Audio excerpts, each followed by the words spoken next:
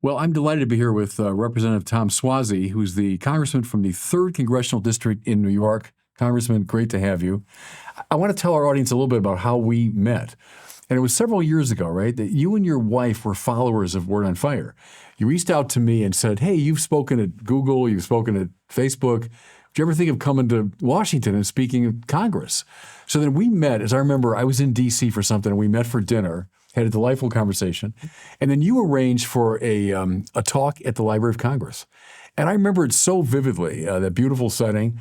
And I spoke about kind of the vocation of the politician. You gave us a great tour of the Capitol. It was a wonderful day. And it's, part of my thinking, as you know, is leaders in the church and political leaders have to talk to each other.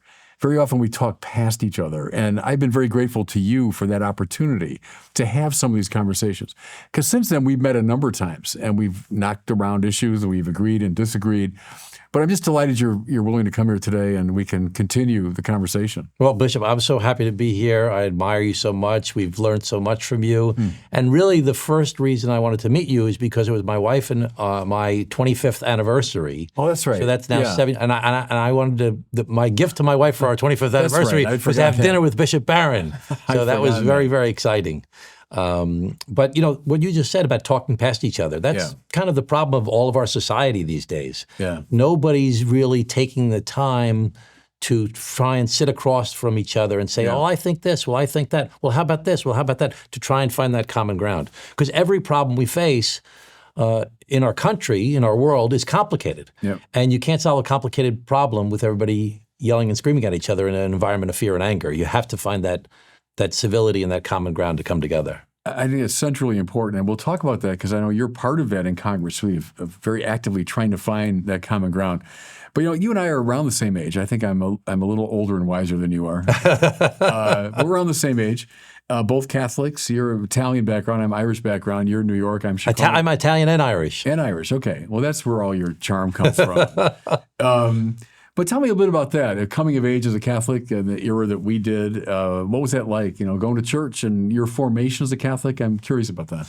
So my father was born in Italy, came to the United States as a young boy, lived a great American success story. Yeah. First kid in the neighborhood to go to college, went to Fordham, fought in World War II as a navigator on a B-24, got the Distinguished Flying Cross, and came back and went to Harvard Law School on the GI Bill. That is an American story, isn't it? That's the American. That's why it kills me with immigration. Because for me, when I look at America's story, I see it through the lens of my family, and I think of immigration as that's the American dream. That's and for it to be such a dividing point right now is painful for me, actually. Mm-hmm. So he couldn't get a job at a law firm as an Italian, even though he went to Harvard Law School. So he started a law firm with another Italian guy. Just maybe prejudice against Italians, even at this time. Like in the 1940s, Mussolini had teamed up with Hitler during World War II, the mafia, and you couldn't get a job if you were at a big firm as an Italian lawyer. So he ended up running for city court judge and became the youngest judge in the history of New York State at 28 years old. So what a country. Not bad. Yeah. And my mom, Irish mom, my grandfather was an electrician for the IBEW, put the lights on top of the Empire State Building. So that's a big part of my formation. I grew up going to St. Patrick's grade school. I was born in 1962, so it was the 60s and 70s. The folk music was the big thing at that time, and I loved it. My sister actually played in the folk band. I later on sang in the folk group in my 20s. Yeah. Then I went to Chaminade All-Boys Catholic High School. Yeah, sure. Then I went to Boston College, studied accounting. Not law, huh? Or pre-law or anything? No, accounting. I didn't really know. I was kind of a goofball in college, to tell you the truth. And I said to my dad, I think I'm going to take some Italian. He said, take something useful. So I took accounting. And I became a CPA. I worked for Arthur Anderson and Company for a couple of years. Yeah. St. Charles is where the training class was, St. Charles in Illinois. In Illinois, sure. And then I went to law school, to Fordham Law School. Okay. And then I clerked for the Chief Judge of the Eastern District of New York, and then I worked for a big law firm called Sherman & Sterling, and then I ran for mayor. And I'd say I've gone to church most Sundays of my life, and it's always been a very big part of my life. And I would say I was always thought of myself as a religious person. Yeah. But it wasn't until after I lost my reelection for county executive of Nassau County when I don't even know how old I was, back in 2009. And we had some new priests come to our hometown, and I did a Bible study. Never done a Bible study before. Yeah. Now, I knew the Bible pretty, Right. from school and from going to church all those Right. years. But it wasn't until I did a Bible study. And then at the same time that happened is when my wife and I started to listen to Word on Fire. Oh, okay. Had a tremendous impact. Yeah. And I'm delighted. And then I joined Congress in 2017. I won an election in 2016, and I started going to the prayer breakfast, the bipartisan prayer breakfast. So I was with all the evangelicals. Right. Yeah. And that had a big impact on me as well. And now I live in a house where, there's Democrats and Republicans, Right. and we talk about our faith a lot. C Street house. C Street, yeah. Right. So I've had a real, It's interesting. and for the first time I listened to Father Mike Schmitz. I listened to the Bible in a year.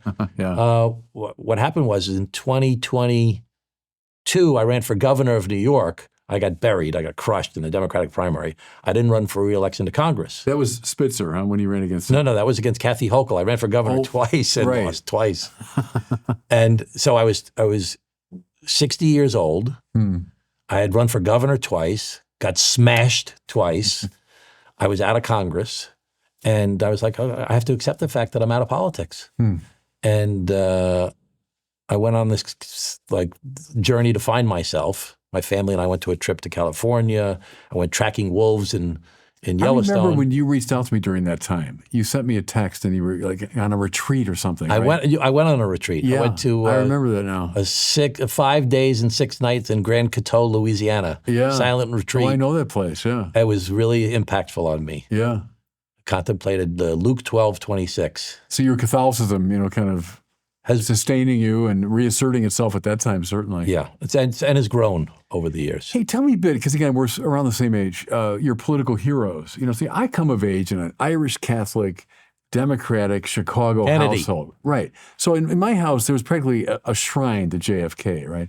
I remember Robert Kennedy. And JFK, I was too young, really. I was like 3 years old when he was assassinated. But RFK, I remember very well. My parents reverenced, the Kennedys, Martin Luther King, the civil rights movement. I mean, all of that was very formative. My father's family was involved in Chicago Democratic politics. My grandfather, whom I never knew, but was in the judicial system in Chicago and all that. So we were really, into the thing. One of my earliest political memories is my father, this is what, 1972, I was 12, Republican conventions on TV, and he's booing Richard Nixon. That's one of my earliest memories, right? So that's the background that I come out of. Here's a question I've asked a number of times. Would my dad, he's been gone now for many years, but would he recognize the Democratic Party today as the one he reverenced when he was a young guy?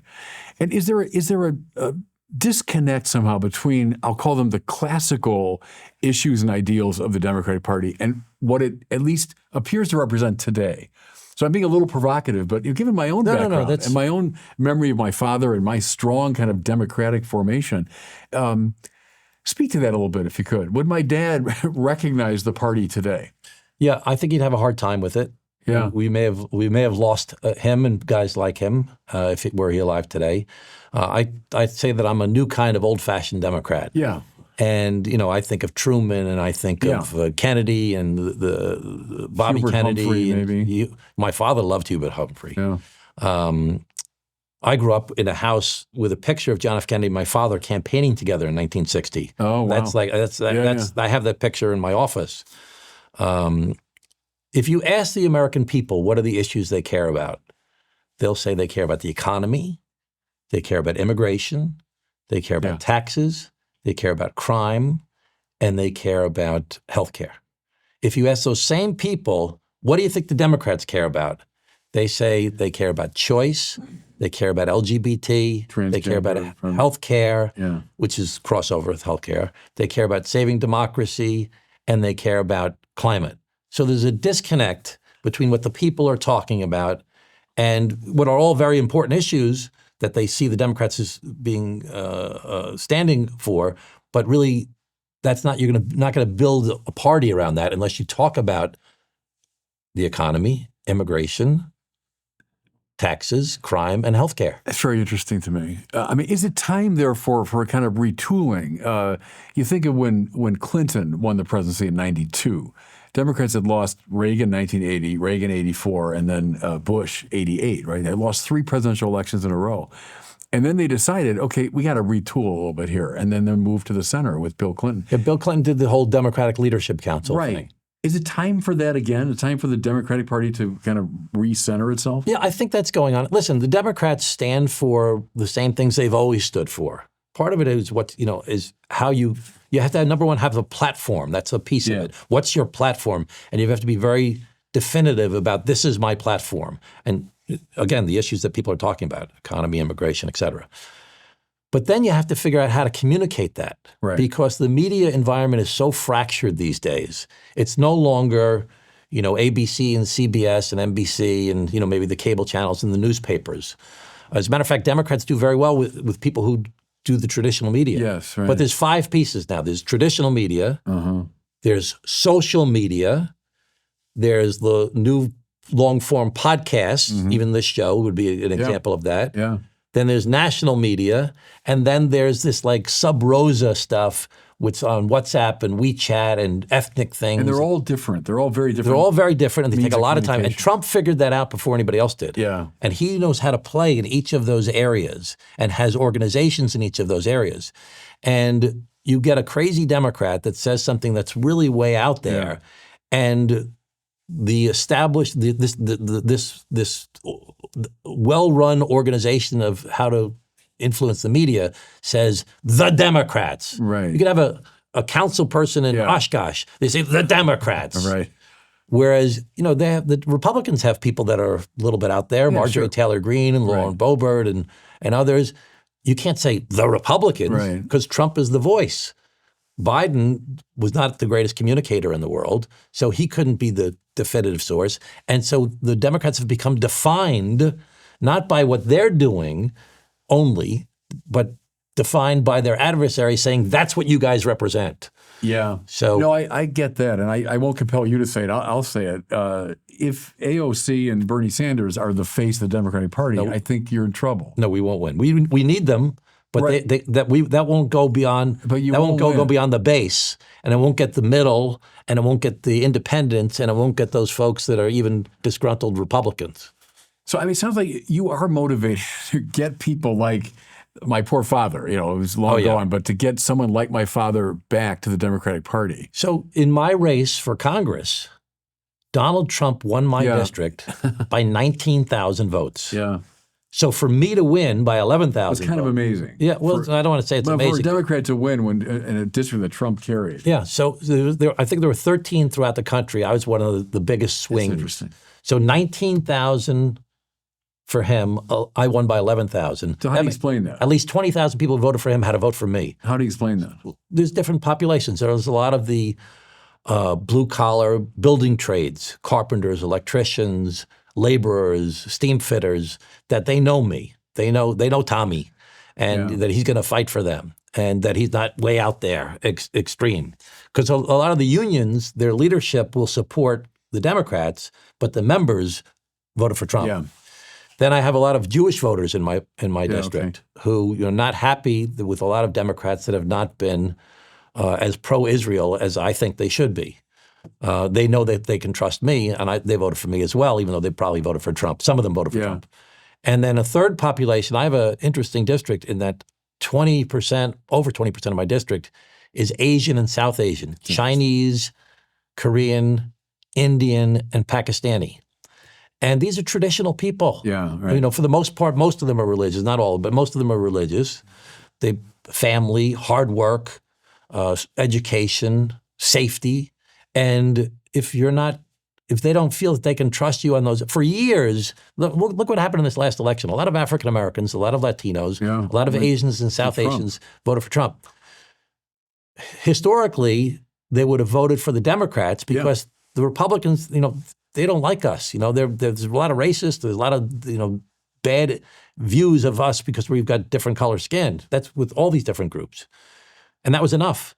Now a lot of these folks peeled off to go vote for Trump because that wasn't enough anymore because of this view of how the Democrats have gone off too far off to the left. I mean, my own take, honestly, I think Democrats went too enthusiastically down woke road, and they were perceived, now maybe it's unfair, but perceived as the party of wokeism, and most of the country is not there. And then your point, too, about the working class, I think is dead right, that it used to be in my father's day, of course, working class party was the Democratic Party. Not as much now, where it seems like more of an elite Upper East Side kind of, or, Malibu sort of party. And that's not going to work, is it? I don't know if you remember the book, What's the Matter with Kansas?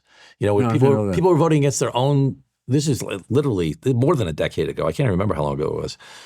It was about people voting against their own economic interests because of a lot of the cultural issues that they just didn't see the Democrats as being in there. So I believe, the Democrats are in favor of raising the minimum wage. The Republicans are not. The Democrats are in favor of building the strength of unions. The Republicans are not. I've got a bill that I would say, I'll give you a corporate rate tax discount if you share 5% of your stock with your lowest 80% wage earners of your firm, which I think is going to become more and more important with AI and the idea of becoming more of an ownership society where people can own stock. But we have to figure out how to lift up the working man and woman in our country. And I don't care whether you're a left-wing progressive or a right-wing conservative. Everybody in America should believe that if you're willing to work hard, in return for working hard, you make enough money so that you can buy a house, educate your children, pay for health insurance, and retire one day without being scared. That's the American dream. And we don't have that for a lot of people in our country, and they're angry about it. Let's stay with the economy for a second, because I want to ask you about another New York congressman, but from a last generation, namely Jack Kemp. Kemp is someone whom I admired. He was called a bleeding heart conservative, right? Namely, a lot of liberal ideals and liberal ends of lifting up the poor and helping the poor, but often using more conservative means. So not the handout, but the lift up and enterprise zones and investing in the cities and so on. Is that still a viable option? You think the Jack Kemp idea of lifting up the poor by lifting up the economy, investing creatively in it, still a good idea? Well, we have to recognize, yes, it's about the economy. It's about creating jobs, but it's about creating jobs that pay enough money. So if the minimum wage is $7.25 an hour federally, that's still 20 states have a $7.25 minimum wage. Let's say you make $10 an hour and you work 40 hours a week and you work 50 weeks a year, you only get 2 weeks vacation. That's $20,000 a year. $15 an hour, 40 hours a week, 50 weeks a year, that's $30,000 a year. You're not going to buy a house, educate your children, pay for health insurance, and put some money aside for your retirement. So in the let's talk about, you like the movies, right? So remember the movie Wall Street with Michael Douglas, Greed is Good? We were worried in the 1980s when you and I were growing up that the Japanese and the German car companies were going to take over everything in America, and they were just beating us. And Milton Friedman wrote his famous paper, and he said, stop worrying about the employees, stop worrying about the community you're in, just take care of the shareholder, and you'll make a lot of money, and everything will work out. And we did that. And we made a lot of money. It worked. Michael Douglas said, greed is good. Gordon Gekko, greed is good. The GDP in America has gone up 1,500% since then. The Dow Jones has gone up 2,500%. We made a lot of money. The problem is we didn't share it with the people who go to work every day. So another movie, Pretty Woman, with Richard Gere and Julia Roberts. So in that movie, he's going to buy the company of the old man. And the old man says, Ralph Bellamy, he says, we're going to sell off the shipyard. He says, oh, there's 3,000 jobs there. The town will be devastated. He said, yeah, but we'll make a lot of money. So that's what happened in our country, is in the search for profits, understandably so, globalization, everything else, we left behind these towns. We left behind these workers. And then the communities that used to be these robust places where if you had a problem, you had health insurance, you had your job, you had this pension. Now these people are unhappy. There's a left behind a polluted site. Their churches are empty. There's no more Rotary Club. There's no more Elks Club. There's no more. The kids are doing fentanyl and methamphetamine, and these people are angry. Absolutely right. Can I try to link it to two now Republican figures I think are saying something similar? One, Marco Rubio, in the common good conservatism, so-called, right? Remember the speech he gave at Catholic University, where he said, look, I'm not advocating a Milton Friedman, anything goes, free market, or Gordon Gekko and all that, but rather an economy that improves people's lives, and not just the money they make, but improves their lives, builds up the family, makes them morally better, which of course is a concern of the church. J.D. Vance, the hillbilly elegy. I mean, he's complaining a lot about the loss of industry and a white kind of lower middle class that's been largely forgotten. I think of Ro Khanna, who sat at this table with me. We talked about a lot of similar things. Gosh, it seems to me there's common ground there, don't you think? We have to across the Republican-Democratic divide on this very point, that it's not just a matter of us making the most money for the most people, nor is it some kind of socialistic redistribution thing. But you're articulating a space which I think is very close to Catholic social teaching on the matter. But go ahead. No, absolutely, I agree with that 100%. We have to find common ground. Yeah. And we have to look at the history of the parties, though. I mean, we just went through this big reconciliation process, the budget process in Washington. They're cutting the taxes for some of the wealthiest people in the country. That's going to cause massive deficits. Even Elon Musk said, I don't support this because it's going to cause all these deficits. Yeah. And several Republicans have come out and said how big the deficits are. They're cutting the taxes for some of the wealthiest people, I believe unnecessarily so. Even Trump had said at one time, we should raise taxes on people who make over $1 million or $2 million a year. That was abandoned, that idea. Mm-hmm. And at the same time, they're cutting the health care for some of the most vulnerable people in the country. So you can talk a good game, and you can talk the talk, you can walk the walk. But we should try and find that common ground, like you said. And we have to recognize, though, that it's a push and pull as well. Even when we try and find common ground, there's still going to be some battles along the way. But that's okay. That's an exchange of ideas between lively minds. Exactly right. Exactly right. Hey, I saw the interview you did with Anderson Cooper, and you mentioned you read Rerum Novarum recently and found it very intriguing. Of course, maybe a lot of our audience knows, but it's the founding text of modern Catholic social teaching. We have a new Pope, Leo XIV, who's hearkening back very much to Leo XIII. And it is a splendid text because it's not left, it's not right, it's not liberal, it's not conservative, it's kind of both and. It sets the tone for much of Catholic social teaching. And as you were talking to Cooper about it, you're right. It's for the market economy. Catholic social teaching is for the market economy. Doesn't like the word capitalism, by the way. It tends to see that as maybe too tainted by the Marxist, dialectic and all that. The market economy, free market economy, private ownership, private property. It's against socialistic and communistic schemas. At the same time, it is dramatically for a market that is delimited and is corralled both morally and legally, not a freewheeling, anything goes, hey, greed is good. And then a keen sense of the moral information of the market where, not greed is good, but no, I'm serving your neighbor is good and sharing your wealth is good and so on. And I'll press it even further because here's how people like Chesterton and Tolkien read it. Distributism, namely, it's not good to have hyper concentrations of wealth or political power. It's better to distribute them widely throughout the society. And, to speak of mediating institutions like churches and like community organizations and all these things that spread power and wealth widely. So I find that a beautiful, compelling vision of the economy. And it's neither this nor that. It's not the either or. It's a very creative blending. It sounds to me like you buy that too, right? 100%. Yeah, talk about that. That's exactly what we're living through right now. Yeah. What Pope Leo XIII wrote about at the end of the 19th century, the late 1800s, the concentration of wealth, the not sharing the wealth with the people who go to work every day. The encyclical actually was pro-union. Mentions of unions in there as well. That was a breakthrough. We have this concentration of wealth in our country right now, and we have to figure out how do we reward hard work. So one of the things that I talk about is, America's founded on two big concepts: capitalism and democracy. Capitalism says the smarter you are, the stronger you are, the harder working you are, the bigger risk taker you are, the luckier you are, the better you're going to do. We're based on competition. It's the best system. It's lifted more people out of poverty, more innovation, but it's based upon competition. People that compete well are going to do well. Some people are poor competitors. Little babies are poor competitors. Senior citizens who are getting frail are poor competitors. You get hit by a car, you're a poor competitor. So, okay, we don't want people who are poor competitors to be relegated to a life of misery. Yeah. We've got another system called democracy. It says all men and women are created equal. We're going to put some rules and protections. Yeah. It's not going to be unlimited, as you said, to make sure that you don't have a life of misery.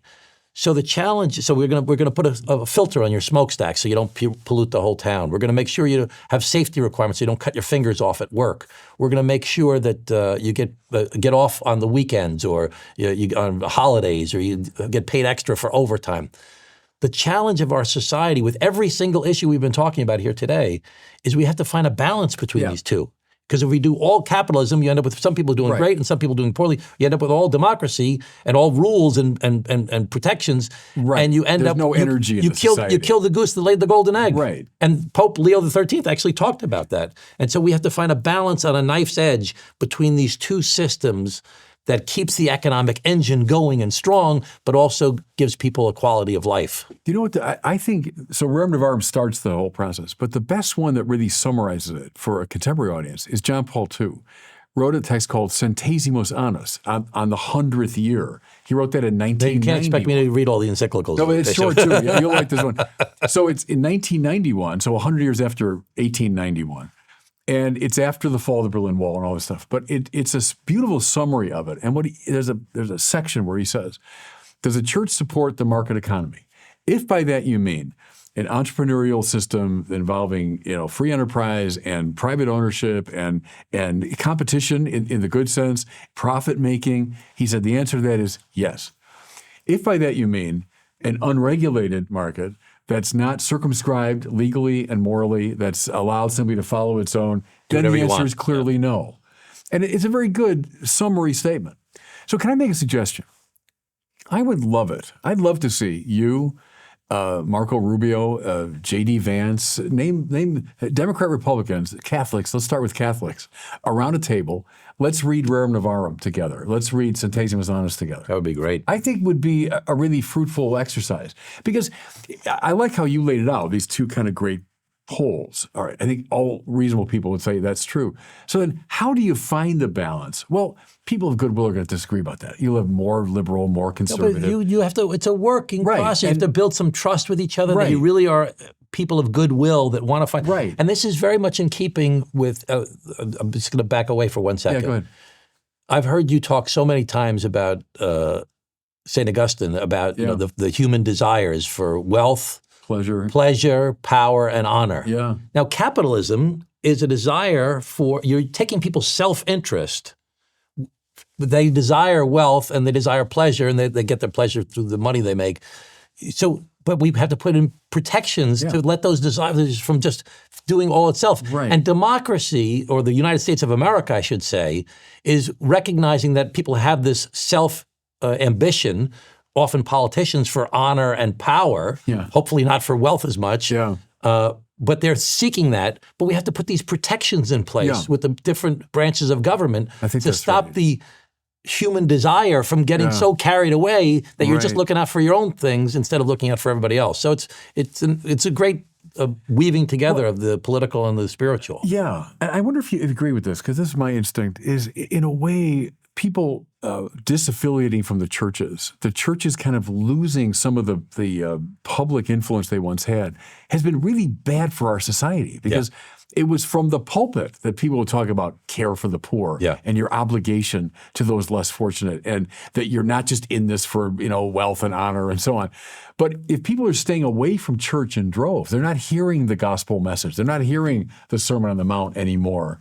That's not just a personal spiritual problem. That's a societal problem. I think from everything from the New Deal to the civil rights movement to the women's movement to the environmental movement are all come out of our faith and the teachings about loving each other and the divinity of each person and the worth of each person.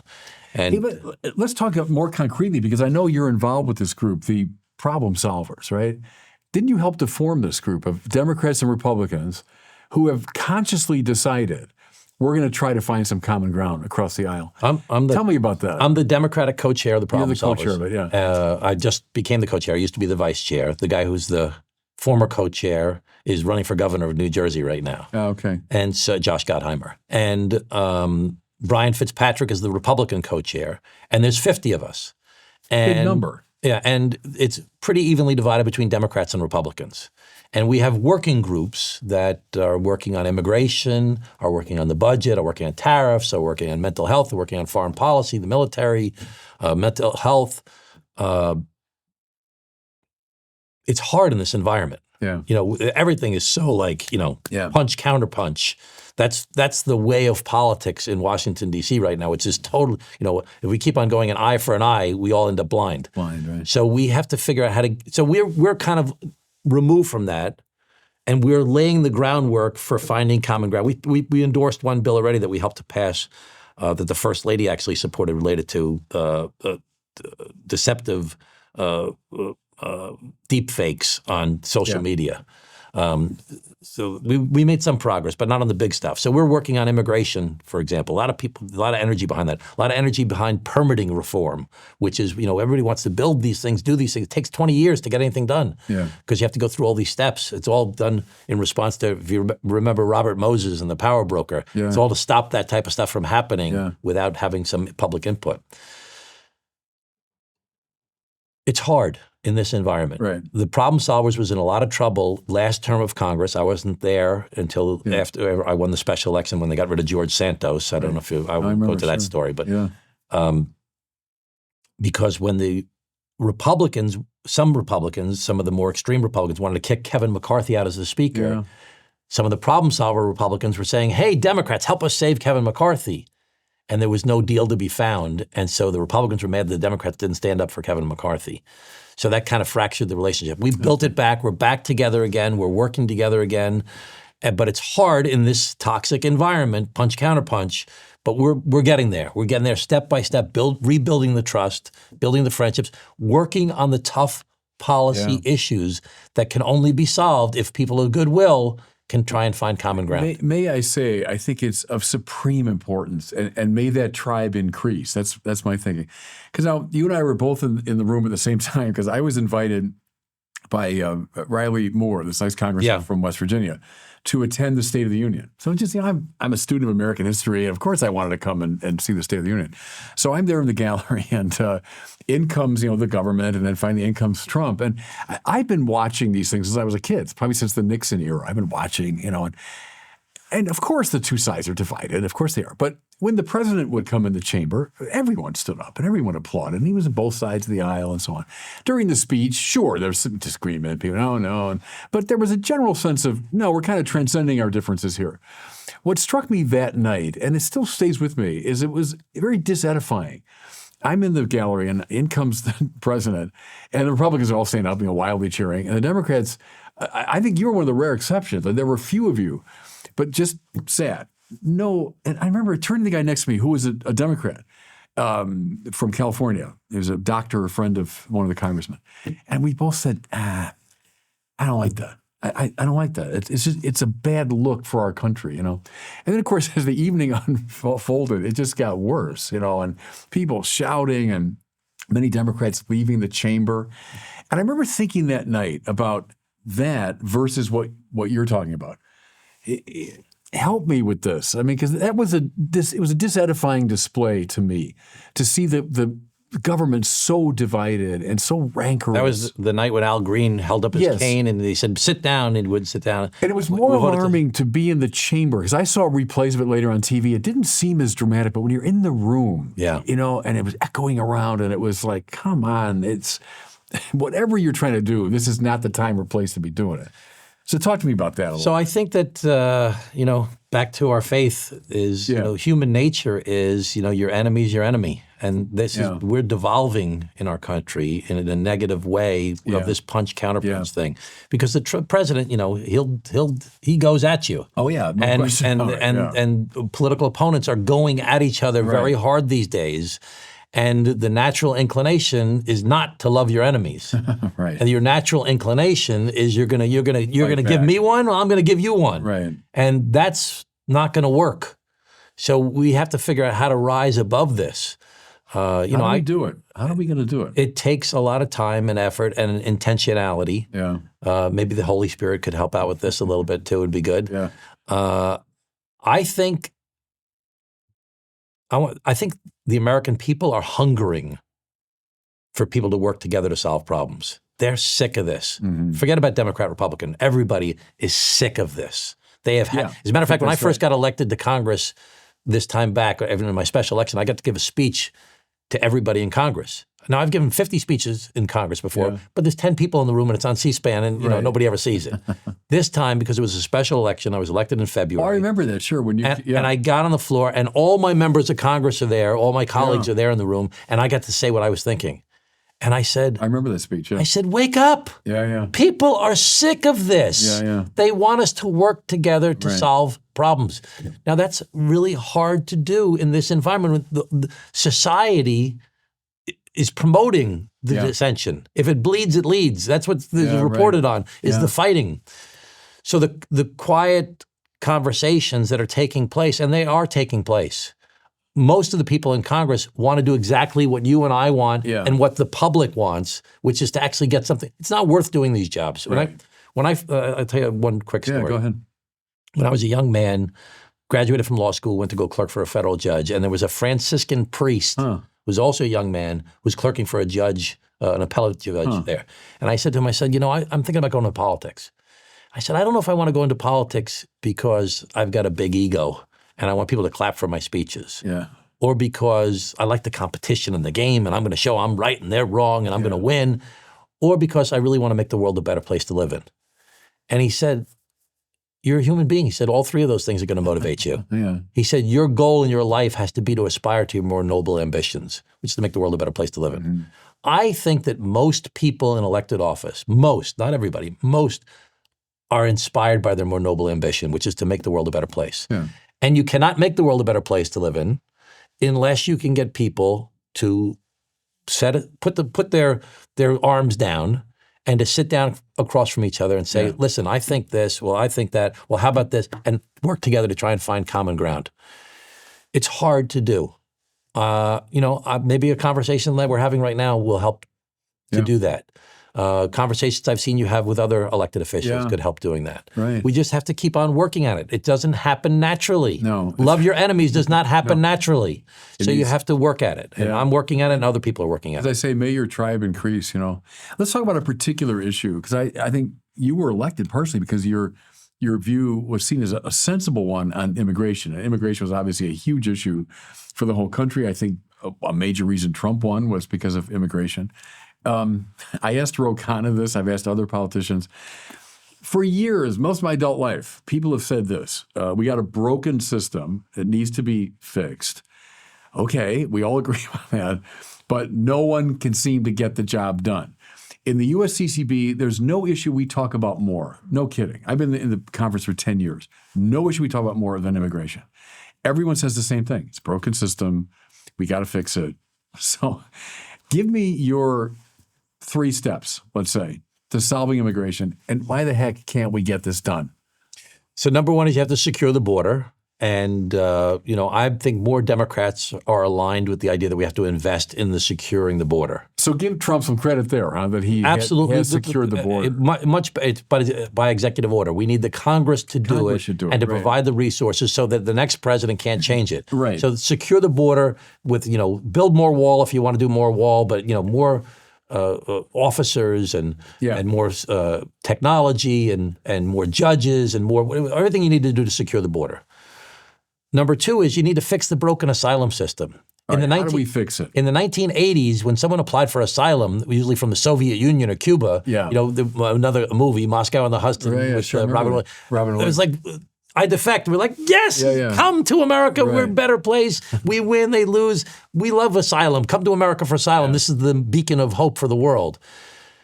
Now, it's not about Democrat, Republican. It's America versus the organized crime and the cartels and the coyotes that are charging people $10,000 apiece to come to the southern border. And they tell you, this is what you say in order to get through the system to be eligible for asylum.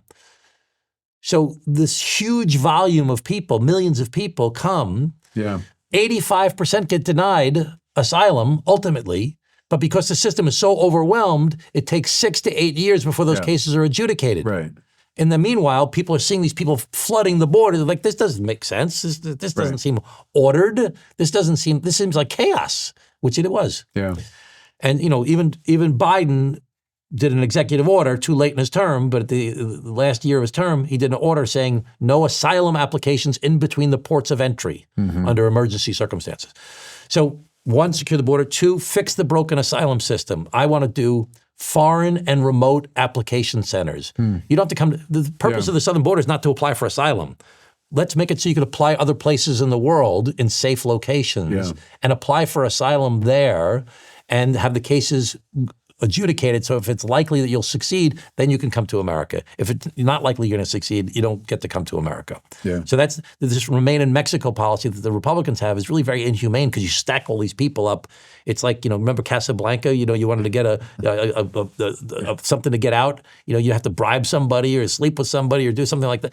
All these people are packed together, and the criminals, the organized crime, are preying on them and abusing them and trafficking them and killing them. So we don't want to bunch everybody up like that. And then third, that's three. Three is we have to figure out how to treat people like human beings. We have to, the dreamers that have been here for 10, 20, 30 years, young kids. I taught some of them when I was at Mundelein. I did the first day worker shape-up center on the East Coast of the United States of America in 1994, and I was the young 31-year-old mayor of Glen Cove. Very much about my faith, because the priest at my church was bringing all these people here undocumented from El Salvador. He'd gone down there and said, come to Glen Cove. Yeah. So we did a day worker shape-up center.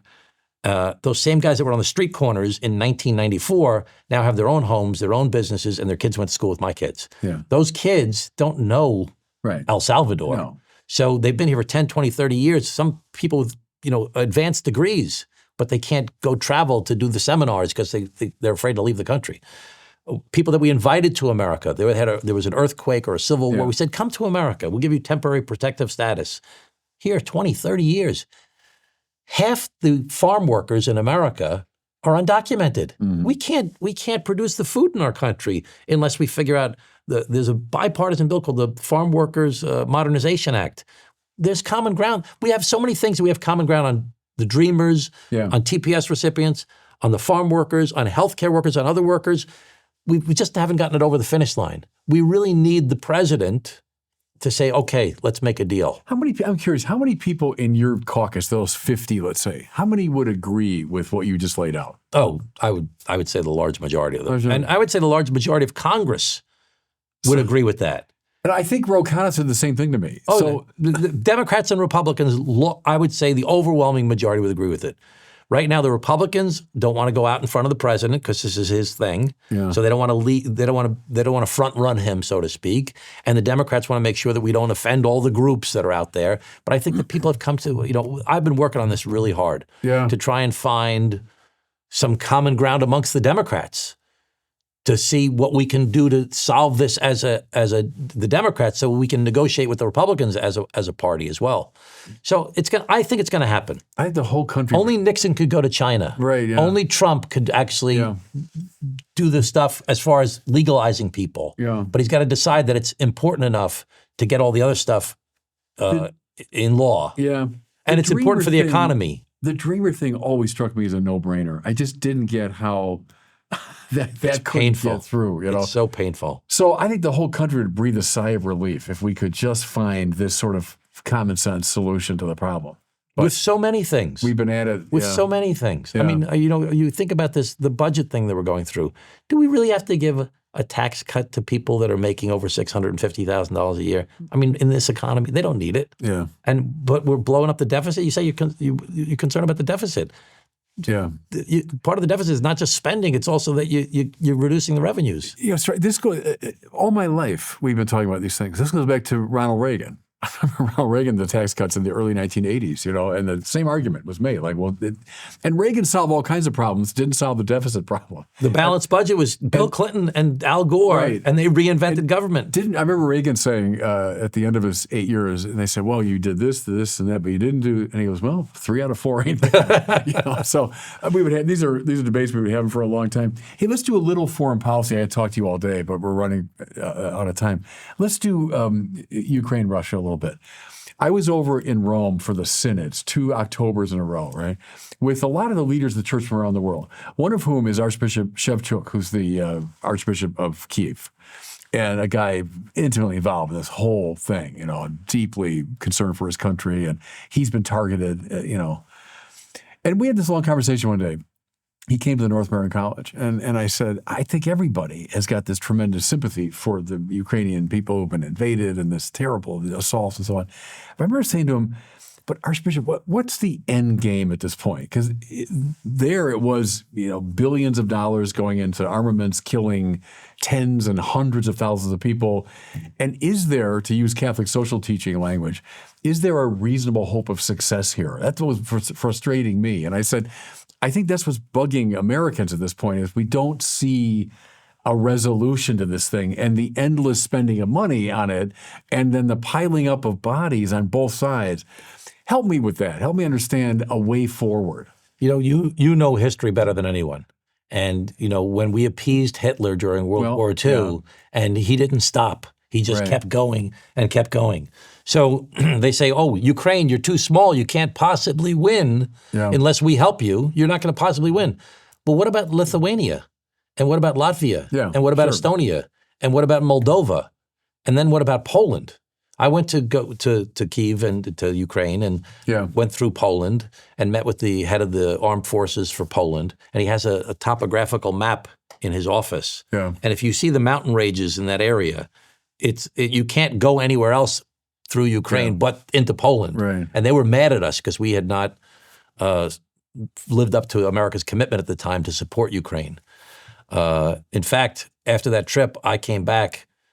Mike Johnson, who's the Speaker of the House, was not putting the bill on the floor because Marjorie Taylor Greene was saying, if you put that bill on the floor, we're going to kick you out the way we kicked Kevin McCarthy out. That's always the threat of that. And I said to Johnson, and I said publicly, I wrote an op-ed in the Wall Street Journal, I said, if you put it on the floor, I guarantee you it'll pass overwhelmingly bipartisan.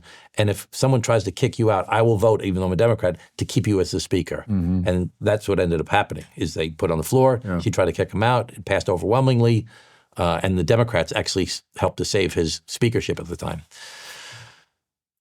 I think the whole challenge is that we can't reward Putin for what he's done. And we all want to end the war. Blessed are the peacemakers. We do. And Ukraine on its own cannot do this. We saw Germany just yesterday say that they're going to help them with long-range missiles. But again, it's more armaments and more dead bodies. Right. That makes me nervous. I'm thinking World War III around the corner. We're now sending missiles into the interior. But what do we do to discourage Putin from doing more of this? So this is the challenge before us. And I think that if we were united as the Western world, Trump has been saying, hey, he's getting a little crazy. Putin's getting a little, I don't like what he's doing. If he would back that up a little bit and Putin would see that we're not going to let him continue to do this and keep, because the concern is he has plans for a spring offensive to go even further in.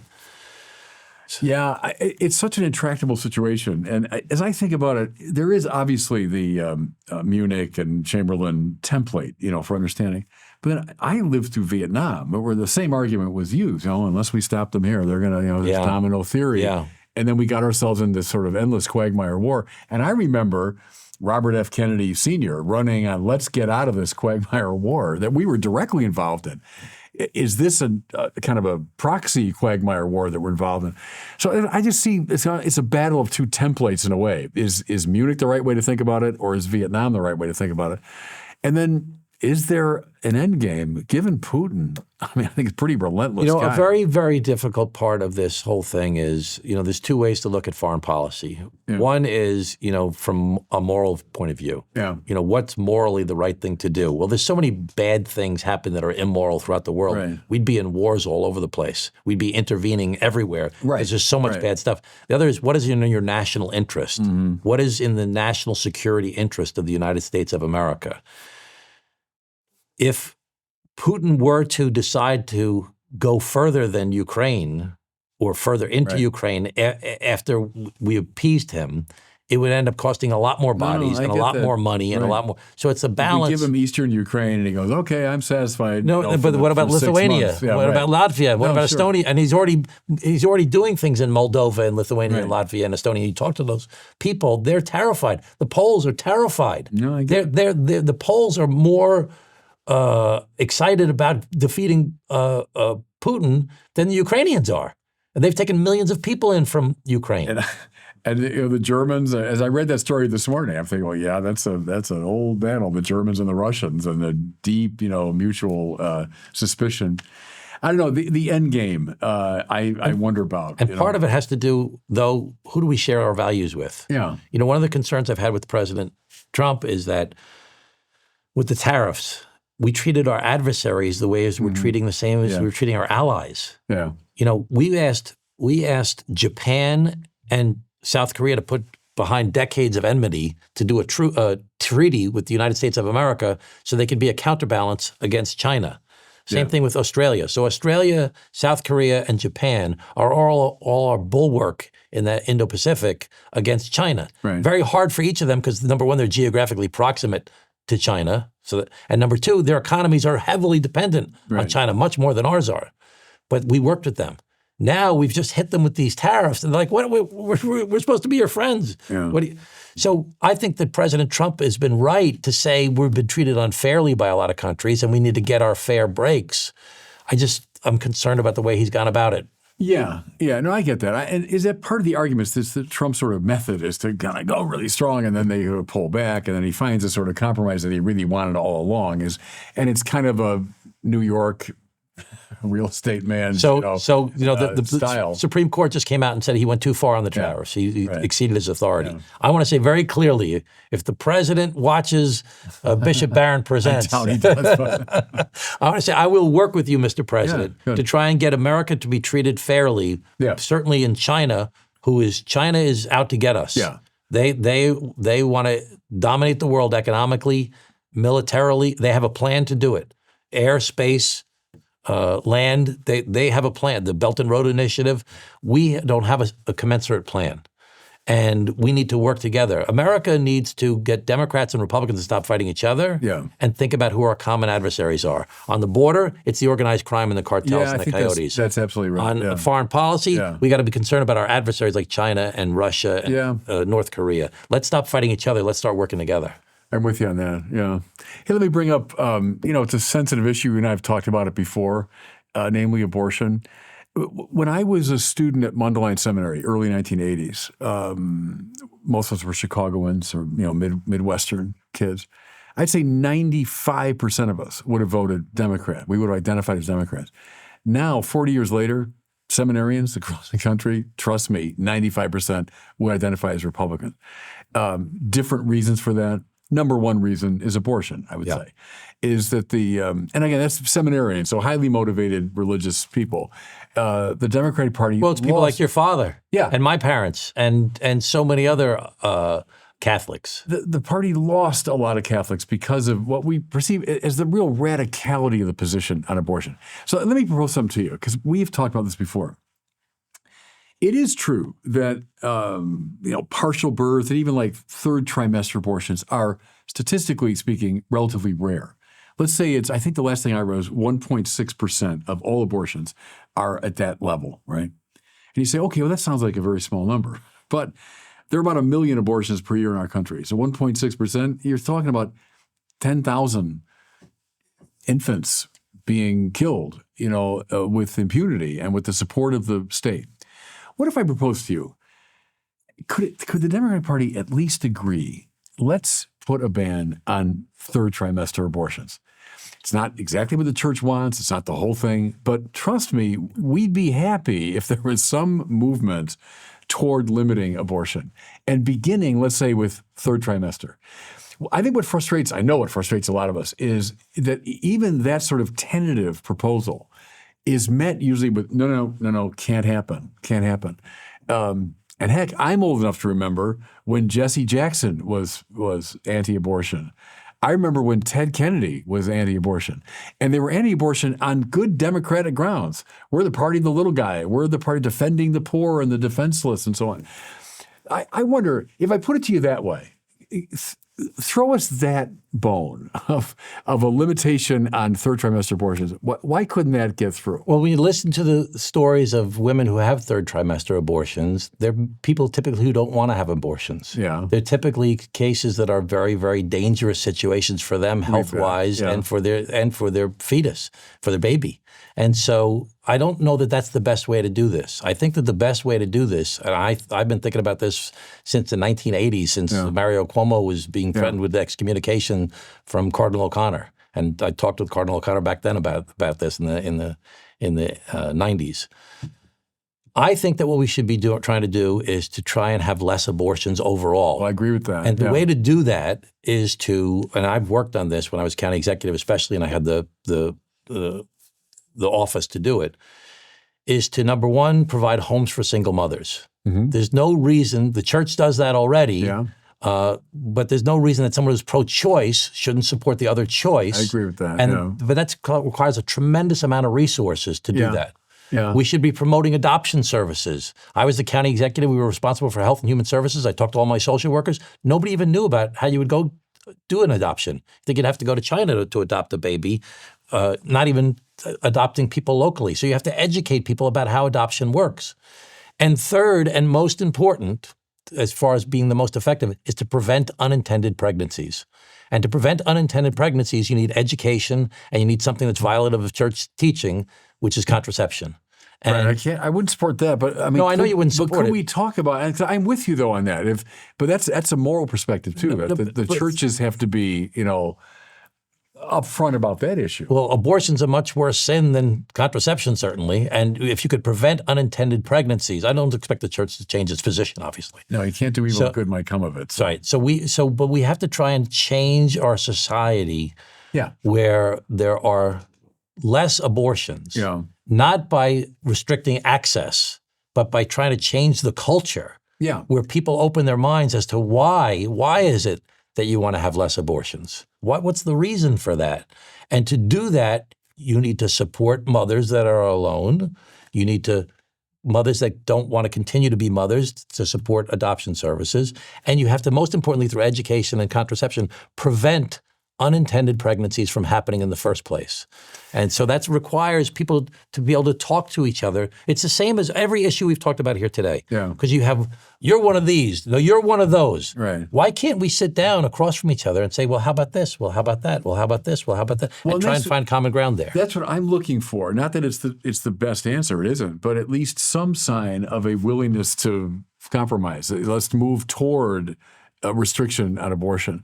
I'm certainly with you too with those general remarks you made. I like, legal, safe, and rare is better than lighting up the Empire State Building in honor of the fact that now anyone can get an abortion until the baby is ready to come out of the womb. That's what alienated a lot of us Catholics is, I've traced it this way. The declension from Mario Cuomo, who's a great hero of yours, tortured, I'm against it in my conscience, but I'm willing to, accept it in a public forum. Tortured Mario to his son when he was governor of New York, lighting up the Empire State Building to celebrate the access to abortion.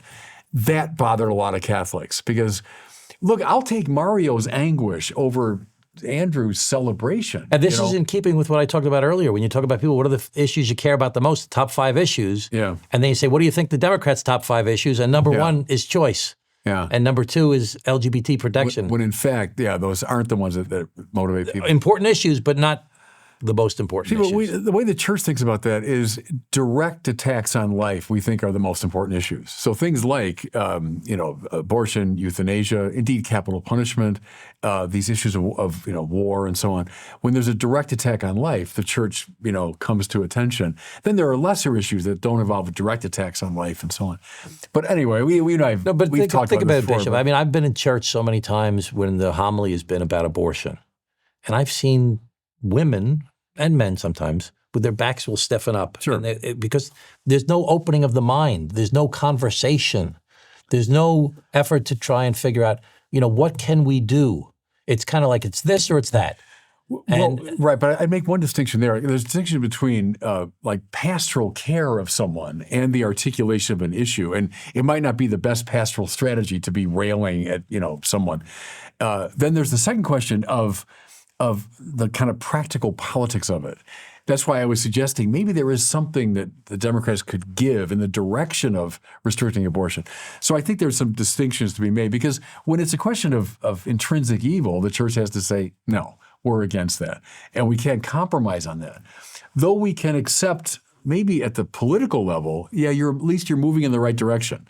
That's less evil than it was, So those are some of the distinctions there. But I've talked to other church leaders about this, and they talked about the issue of slavery. And Catholics were, for amelioration at the time. What are the steps that we can take to try and ameliorate this situation as we move towards an ultimate goal? Well, indeed, Lincoln was. Right, so, Lincoln wasn't an abolitionist. Lincoln was willing to say, okay, let's contain it, and then let's try to limit it. And only when the Civil War broke out did he say, okay, now it's time to. But even there, with the Emancipation Proclamation, he didn't free all the slaves. He freed some where he could. So I'm okay with that. I think he was moving incrementally toward. So let's say there's 1 million abortions, and obviously your position and everyone's position in the church is there should be no abortions whatsoever. But what if the goal was to move from 1 million to 500,000? I'm for it. So how could we do that? Yeah, I'm for it. And we could do that by supporting women through homes for single mothers. We could do that by adoption services. We could do that by preventing unintended pregnancies in the first place through education. In the right way, No, but that's good. See, I think that's a healthy conversation to have. And the way you put it there, I think, is right. I'll take 500,000 over 1 million. We're moving in the right direction. So to me, that would be really helpful if more Democratic. But if the effort is to say, let's restrict access, like the Dobbs decision, for example, you just said, but that's a big change in the law. And you hear people are talking about abortion less than they have historically. I'm finding we're not seeing the numbers go down. We're seeing them move to other states and move to other places because the conversation is not being had. Yeah. Because people are saying, it's my way or the highway. I'm suggesting we have to take practical steps as to what we can do. Yeah, I'm with you. If we to can reduce move the numbers without reducing reducing access. No, I agree with you on let's try to move toward reduction. So having these conversations, I think, is supremely important. I'm delighted you're doing it, and I'll go back to what I said as we're running out of time. But heck, let's have that conversation about Rerum Novarum. Let's have a conversation about Centesimus Annus. They're not long documents. They're very easy to read. And let's get at least the Catholics, maybe start with the Catholics, a Democrat and Republican, talking about the church's social teaching. I think would be very useful exercise. I'm 100% committed to doing that, and I'll work with you any way I can to figure out how to do it. Let's do it. Thanks, Bishop. Tom, thank you. Always a delight to be with you. Thank you.